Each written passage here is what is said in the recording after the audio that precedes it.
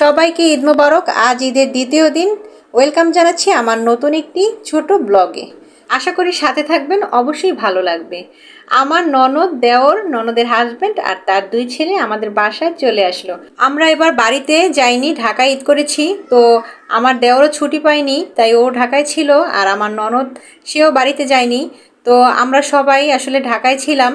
তো মনে করলাম যে সবাই একসাথে হলে খুব ভালো লাগবে, তাই দাওয়াত করলাম। আমাদের বাসায় ওরা চলে আসলো। আমার দুই ছেলে তো কতক্ষণে ফুপু চাচ্চু চলে আসবে সেই অপেক্ষা করতে করতে তারা শেষ।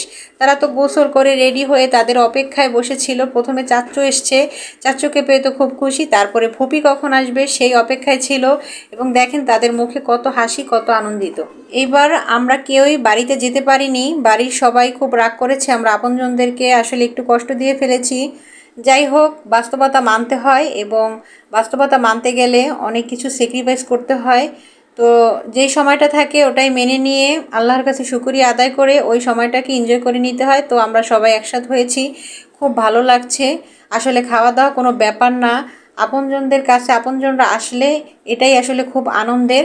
আর বাচ্চারা বেশি খুশি হয়। আমার ননদের ছোট ছেলেটা আসার জন্য অস্থির হয়ে গিয়েছে এবং সাইফ সিরাতকে পেয়ে সে খুব আনন্দিত। সকল খেলনাগুলো একসাথে বের করে এখন তারা সারা দিন এই খেলনা নিয়ে ছোটাছুটি করবে। ফুপি চাচু ভাইয়ের ছেলেদের জন্য তাদের পছন্দের খাবার নিয়ে এসেছে, তারা তো খুব খুশি। বাচ্চারা আসলে চিপস, চকলেট, জুস এগুলো পেলেই তারা খুব আনন্দিত। এছাড়াও ফুপি গরম স্পঞ্জ, রসগোল্লা নিয়ে এসেছে। সেই মিষ্টিগুলো অসাধারণ ছিল। আমরা সবাই একসাথে বসে খেলাম। সত্যি কথা বলতে কি, আসলে এক হাতে সকল রান্না বান্না, তারপরে আবার ভিডিও, সব কিছু নেওয়া হয়নি। একটু একটু করে ভিডিও ক্লিপস নিয়ে আপনাদের সাথে শেয়ার করছি। আসলে ঈদের দিন পোলাও রোস্ট খেয়ে সবাই বিরক্ত, তাই ওদের পছন্দের খিচুড়ি, গরুর মাংস, রুই মাছ আর মুরগির মাংস রান্না করলাম।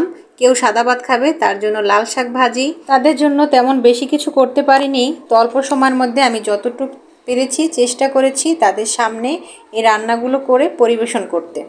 আমার দেওর, ননদ, হাজব্যান্ড এদের খিচুড়ি খুবই পছন্দ, তাই পোলার চাল দিয়ে খিচুড়ি আর গরুর মাংস ভুনা করলাম। আলহামদুলিল্লাহ, যা খেয়েছি আল্লাহর কাছে লাখো কোটি শুকরিয়া।